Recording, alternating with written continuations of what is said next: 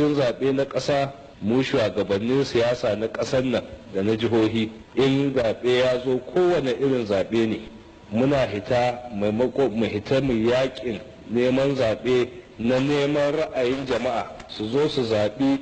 mutanen da muka tsaida a bisa aƙidojinmu ko kuma bisa kyakkyawan halayen mutanen nan na cewa za su riƙe amanar jama'a a ƙasa. To ba ma yin haka nan yawanci yanzu abin da ke faruwa wanda kowa ya sani shine mu shugabanni sai mu zanna mu shirya ɓanna mummuna mu shirya shi ranar zaɓe a runhar zaɓe kuɗi nawa za mu ba ma'aikatan zaɓe don su shirya rashin gaskiya mu shirya kuɗi nawa za mu ba 'yan sanda da jami'an tsaro da ke runha don idan ana yin rashin gaskiya su kau da kansu kuma in wani ya yi magana ya ce wannan abu ba gaskiya ake ba ya kamata a yi gaskiya a kama shi a mai shari a kulle shi mu shirya kuɗi nawa za mu ba masu tsaron akwati na jam'iyyar da muke hamayya da ita don su ci amanar jam'iyyar su a rashin gaskiya su ci amanar jam'iyyar su tare da su mu shirya kuɗi nawa za mu ba manyan jami'an tsaro da manyan jami'an hukumar zaɓe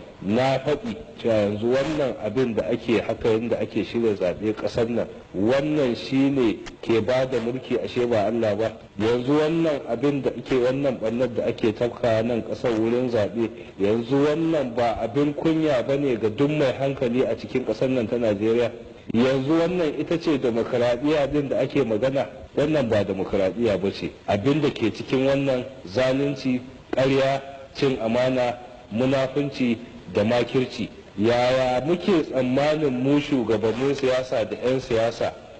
demokaradiyya za ta dawwama a ƙasar nan ana waɗannan ɗanyen ayyuka da mugun aiki yaya muke tunanin ita siyasa kanta